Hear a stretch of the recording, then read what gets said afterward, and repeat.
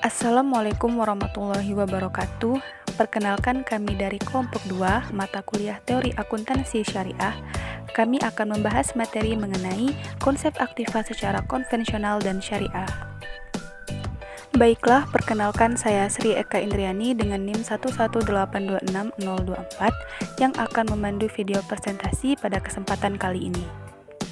Selanjutnya Ria Fitriani dengan NIM 118266072.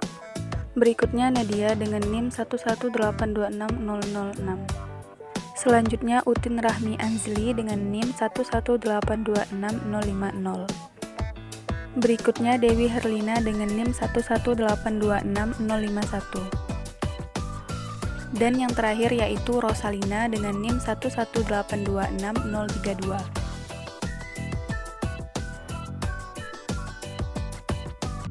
Perkenalkan, nama saya Sri Eka Indriani.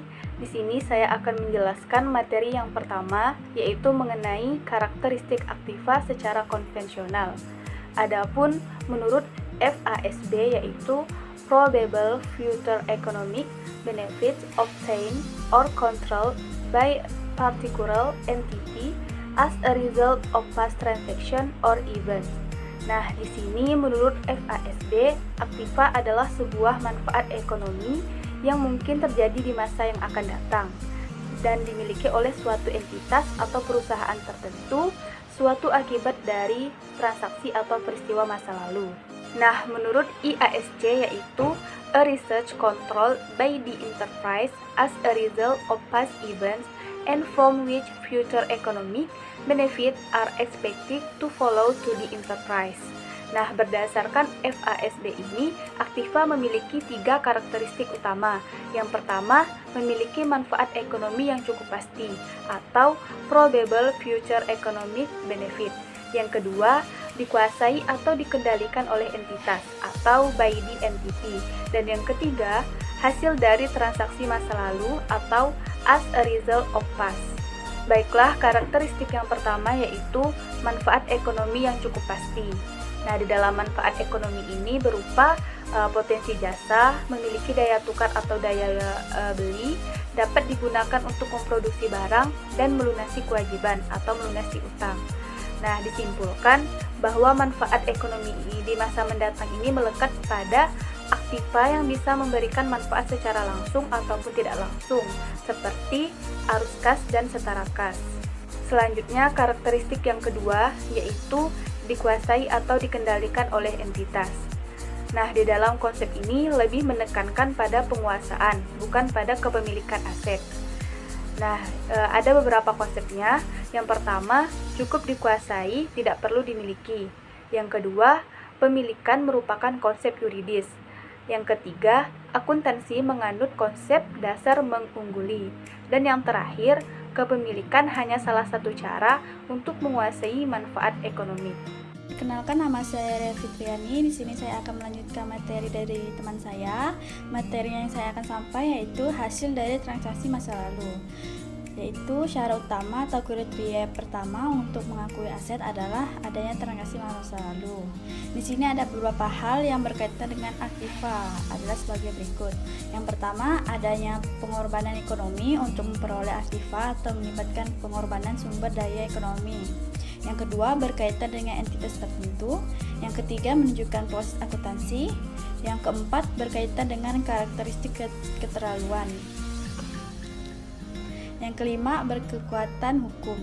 Selanjutnya di sini saya akan menjelaskan tentang konsep penilai aktiva.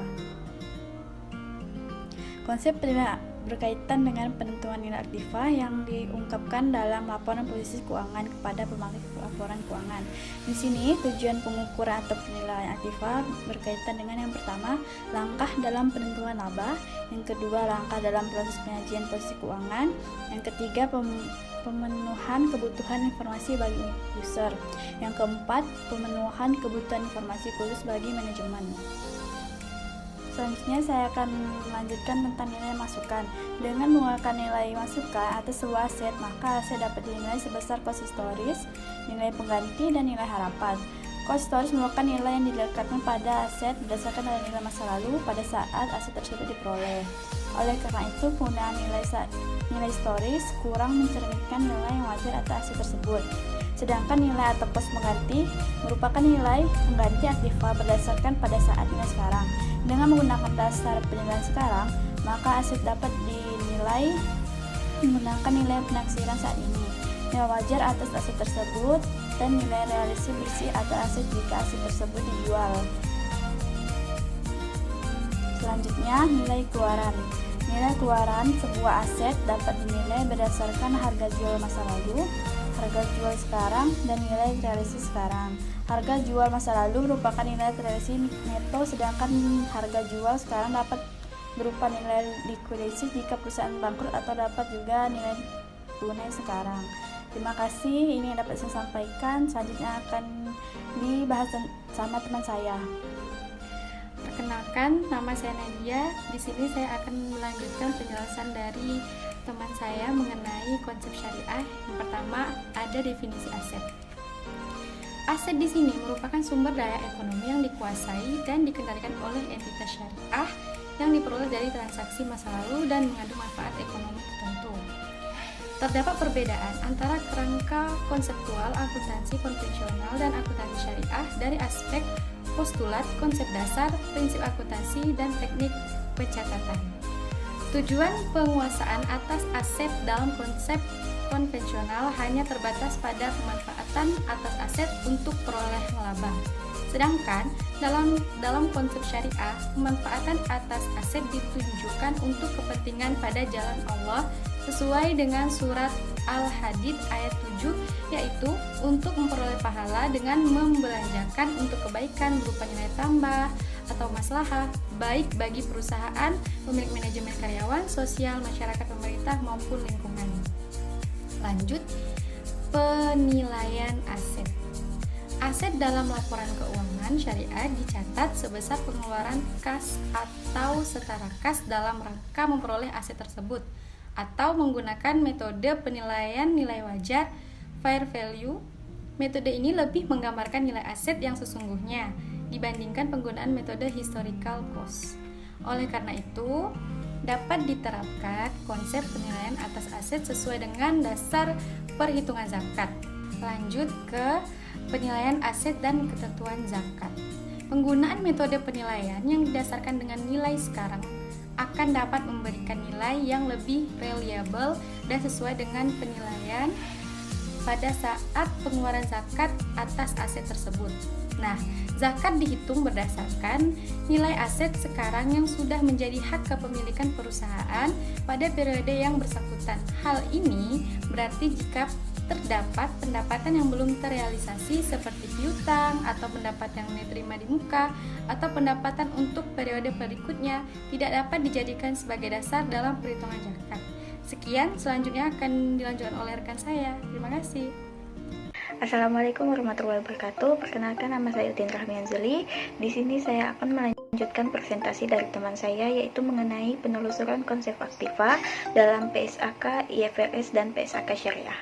Definisi, ketentuan, pengakuan, penilaian, dan pengukuran aset dapat ditelusuri dalam PSAK nomor 55 dan PSAK 101 atau PSAK Syariah. Terdapat perbedaan telaah antara PSAK sebelum dan setelah konvergensi dengan IFRS. Aset keuangan merupakan bagian dari instrumen keuangan. Sesuai PSAK 55, terdapat 3 kategori aset keuangan, yaitu yang pertama ada aset keuangan yang ditetapkan untuk diukur pada nilai wajar melalui laporan laba rugi. Yang kedua ada investasi lingga jatuh tempo.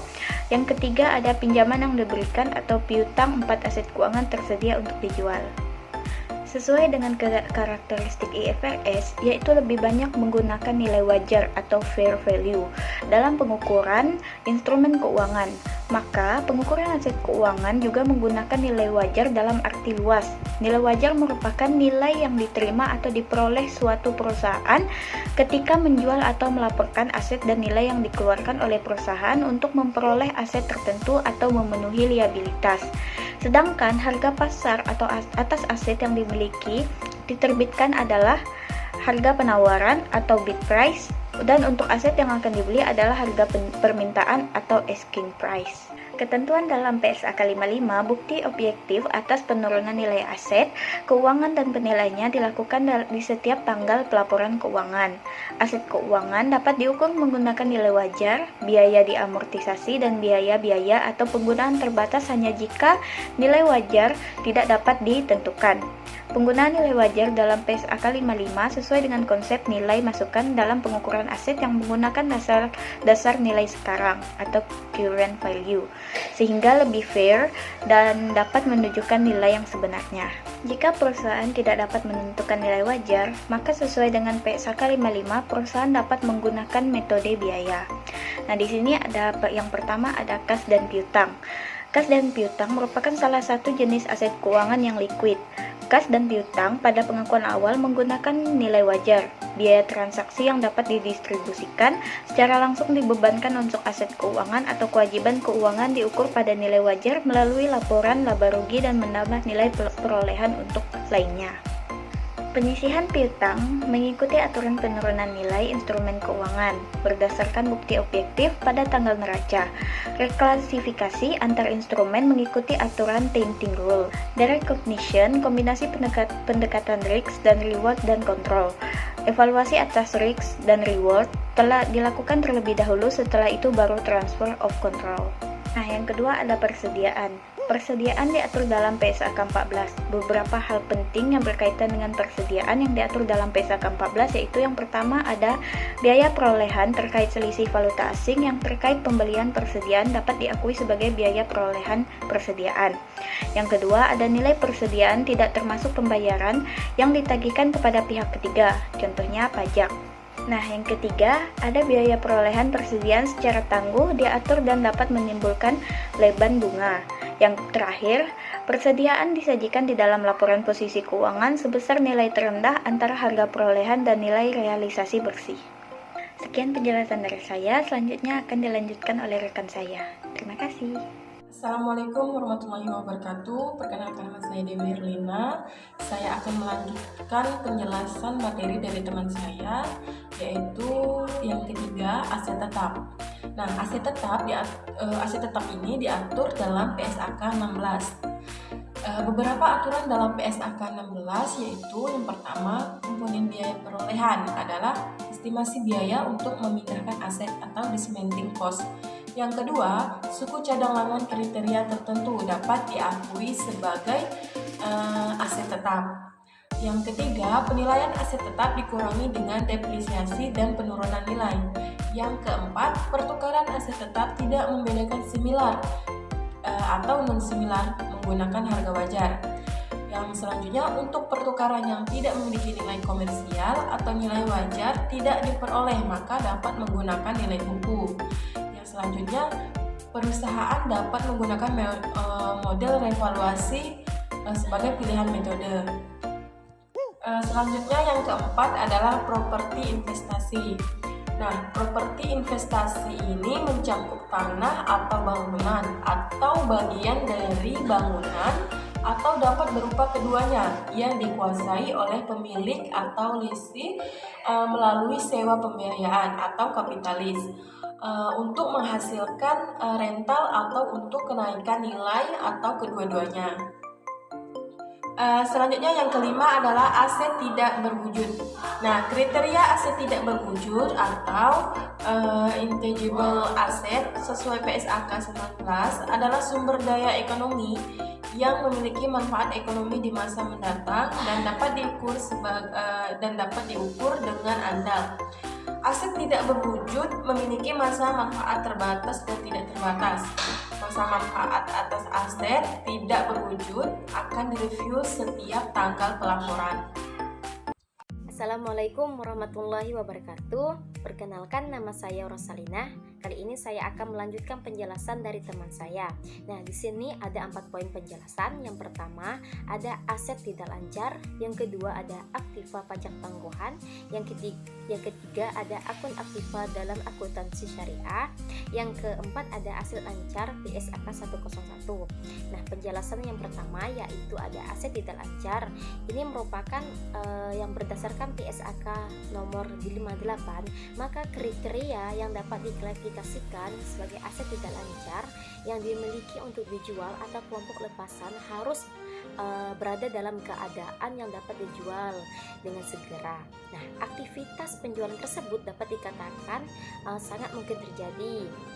Nah, hal ini berarti manajemen dapat memastikan bahwa aset tersebut dapat dijual atau dilepaskan.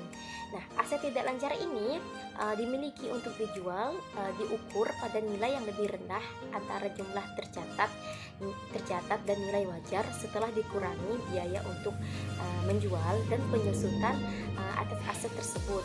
Nah, aset yang dimiliki untuk dijual itu disajikan sebagai aset lancar dan terpisah dari pos lainnya gitu. Nah, yang kedua, penjelasan kedua ini ada aktiva pajak tanggungan.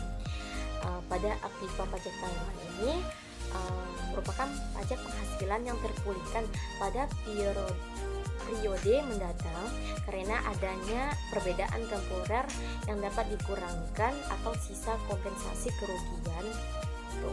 Nah, aktiva pajak tanggungan ini disajikan dalam laporan posisi keuangan pada nilai neto. Nah, untuk yang ketiga ada akun aktiva dalam akuntansi syariah. Nah, sesuai dengan standar akuntansi syariah pada lembaga keuangan syariah, aset ini merupakan akun dalam sisi pengelolaan dana yang meliputi investasi, aktiva, ijarah, serta piutang gitu.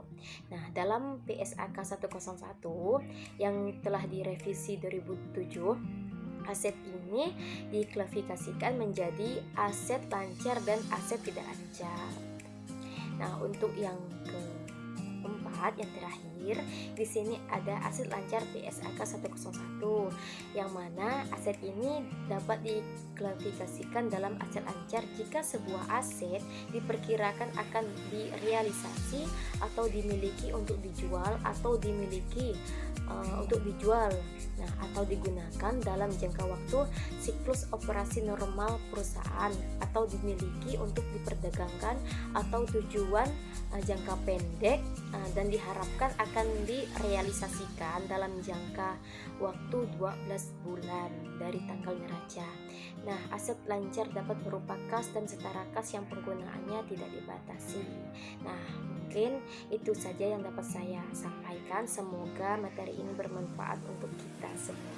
Terima kasih. Wassalamualaikum warahmatullahi wabarakatuh.